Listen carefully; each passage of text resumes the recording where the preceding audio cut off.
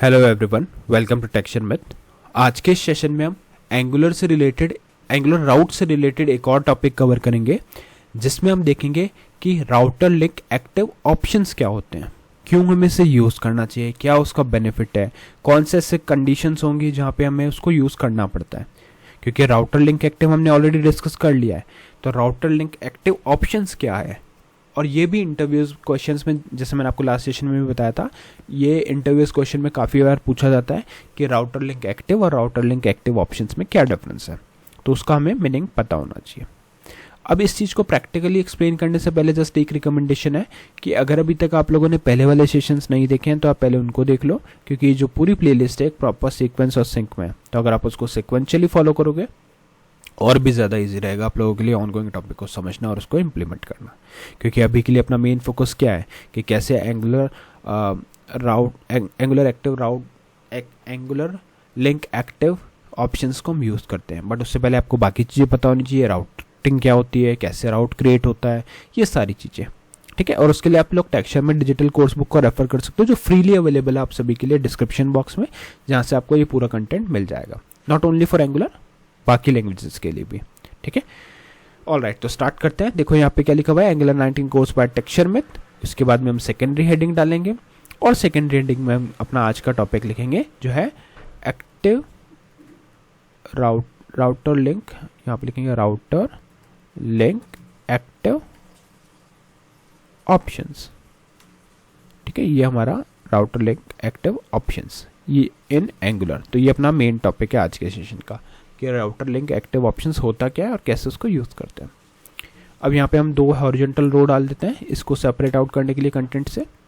और अब इसकी प्री रिक्वेस्ट्स के बारे में बात करते हैं कि इसको इस टॉपिक को डेमोस्ट्रेट करने के लिए क्या क्या प्री रिक्वेस्ट चाहिए।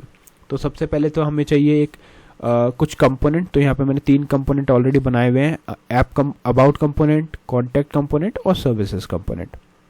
इनकेस अगर आपको नहीं पता कंपोनेंट कैसे बनता है तो उसके लिए सिंपल कमांड आपको रन करनी है, जैसे यहाँ पे देख रहे हो अबाउट कंपोनेंट। तो अगर ऐसा ही आपको भी बनाना है तो ng for Angular g generate c component और कंपोनेंट का नेम अबाउट।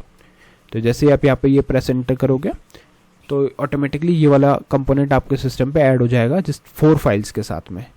कौन कौन सी फाइल? CSS, HTML, spec.ts और component.ts। ठीक है, एक बार फाइल से ऐड हो गई, उसके बाद में मैंने जस्ट यहाँ पे जाके अबाउट वर्क्स की जगह पे अबाउट पेज लिख दिया। बाय डिफॉल्ट यहाँ पे अबाउट वर्क्स लिखा आता है, यहाँ मैंने अबाउट पेज लिख दिया, बस ये चेंज किया, बाकी सब चीज़ें सेम रहेगी डिफॉल्ट। ठीक है, उसी तरह से हमने कॉन्टैक्ट में भी किया, यहाँ पे कॉन्टैक्ट पेज कर दिया, और सर्विसेज में भी किया, सर्विसेज पेज कर दिया। ठीक है, यहाँ तक क्लियर है? परफेक्ट। अब ये रेडी हो गया। अब इसको डेमो करने के लिए हमें इसको कन्फिगर भी करना है।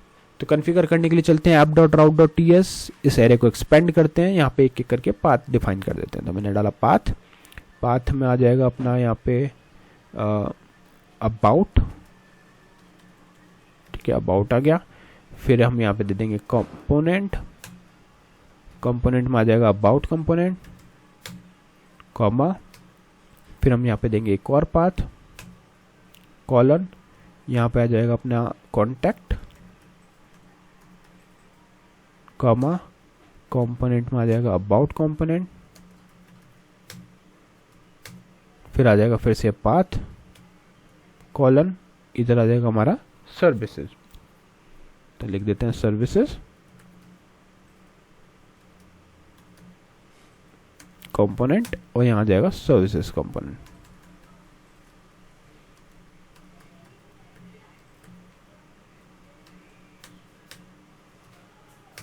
परफेक्ट। ठीक है, इतना करने के बाद आप इसको सिंपली सेव करोगे। सेव करने के बाद आपके ये तीनों जो पाथ हैं वो कन्फिगर हो गए। बट अगर इसको आपको यूज़ करना है वहाँ पे राउटिंग को, तो उसके लिए आपको 3 चीज़ें और इंपोर्ट करनी पड़ेगी, इनफैक्ट 4 आज वाले केस में, क्योंकि आज एक नया चीज़ भी हम सीखने वाले हैं।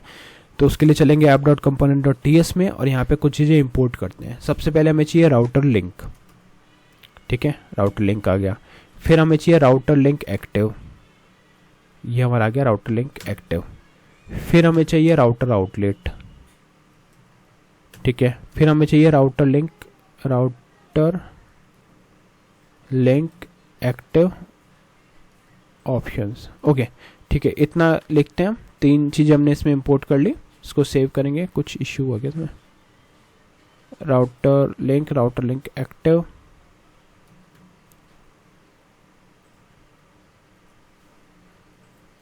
ओके, ये चीज़ हमने यहाँ पे इंपोर्ट कर दी, परफेक्ट। अब ये इंपोर्ट हो गई, अब हम सीधा इसको यूज़ करके देखते हैं और फिर अपन समझते हैं कि राउटर लिंक ऑप्शंस को कैसे यूज़ करना होता है। तो उसके लिए यहाँ पे एक अनऑर्डर्ड लिस्ट बनेगी पहले, उसमें लिखेंगे li, यहाँ पे लिखेंगे एंकर टैग, और एंकर टैग को लिख देंगे अबाउट पेज, ठीक है। और यहाँ पे लिखेंगे राउटर लिंक। अब राउटर लिंक क्यों यूज़ होता है? उसको नेविगेट कराने के लिए। किस पाथ पे? हमें यहाँ पे इसको कराना है अबाउट पे, जो चीज़ अभी हमने कॉन्फ़िगर की, और ये सब चीज़ें हम डिस्कस कर चुके हैं ऑलरेडी, है ना, इसलिए मैं शॉर्ट में बता रहा हूँ। और यहाँ पे अबाउट पेज आ गया, इसको करेंगे कॉपी पेस्ट 3 टाइम, और यहाँ पे तीनों पाथ को चेंज कर देते हैं। अबाउट की जगह आ जाएगा कॉन्टैक्ट, इधर भी आ जाएगा कॉन्टैक्ट, यहाँ पे आ जाएगा सर्विसेज, और इधर भी आ जाएगा हमारा सर्विसेज, ठीक है। अब इस चीज़ का आउटपुट रिफ्लेक्ट कब होगा? जब आप राउटर आउटलेट का यूज़ करोगे। तो यहाँ पे लिख देते हैं router outlet, router outlet, save किया।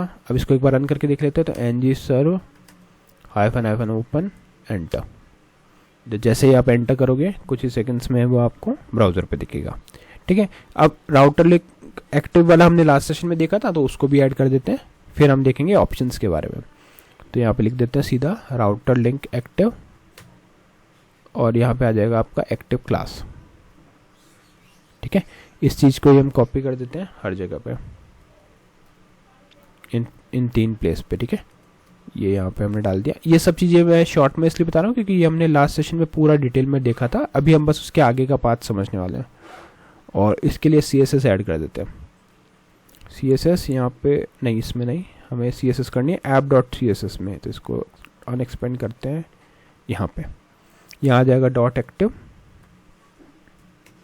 और इधर लिख देंगे कलर रेड, परफेक्ट, ये रेड हो गया। अब हमें क्या करना है? अब हमें इसको सेव करके एक बार रिफ्रेश करके देखना है। तो देखो जो भी लिंक एक्टिव हो रहा है वो यहाँ पे वर्क कर रहा है परफेक्टली। वो अभी इसलिए वर्क कर रहा है क्योंकि अभी यहाँ पे सिर्फ हमने एक एक पाथ सेट किया हुआ है हर चीज़ पे। बट तब क्या होगा जब हमें एक पाथ ऐसा रहेगा, जैसे हमें करना है contact/services। अब मैं दिखाता हूँ क्या हो। अब हम देख रहे हैं ऑप्शंस वाले पार्ट को, ठीक है। तो सपोज आपके पास एक ऐसा पाथ भी है जहाँ पे आपने लिखा हुआ है /contact/services। इसको सेव करते हैं, रिफ्रेश कर, देखो अब क्या होगा। जैसे ही मैं सर्विसेज पे क्लिक कर रहा हूँ ना, तो ओके, यहाँ पे हमने इसको ऐड नहीं किया अभी, इसलिए ये ऐसे कर रहा है। तो यहाँ पे इसको कॉपी करते हैं, पेस्ट करते हैं, यहाँ लिख देंगे /contact/services, और इसको हम देते हैं मल्टीपाथ। यहाँ पे देते हैं मल्टीपाथ लिख देते हैं, जिससे, या फिर आप इसी तरह से लिख दो /contact/services, जिससे आपको पता रहे कि हम क्या एग्जाम्पल देख रहे हैं। तो अब इस केस में क्या होगा, जैसे मैं यहाँ पे मैंने कॉन्टैक्ट सर्विसेज पेज पे क्लिक किया, बट फिर भी उसने क्या किया, कॉन्टैक्ट को हाईलाइट किया हुआ है। ऐसा क्यों? इनफैक्ट सर्विस पे सर्विस को, बट जैसे यहाँ पे क्लिक कर रहा हूँ तो कॉन्टैक्ट को हाईलाइट किया। क्यों किया?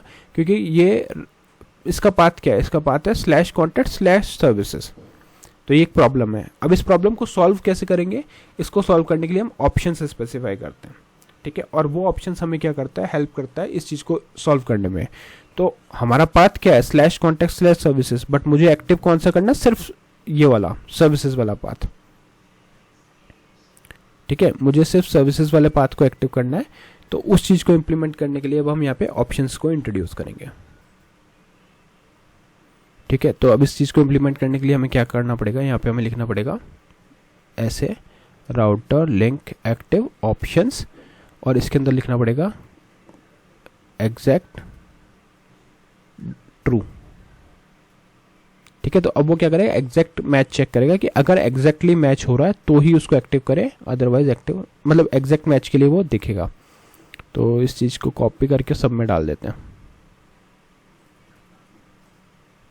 यहाँ भी आ जाएगा, इधर भी आएगा, और इधर भी आएगा। साथ में इधर भी आ जाएगा।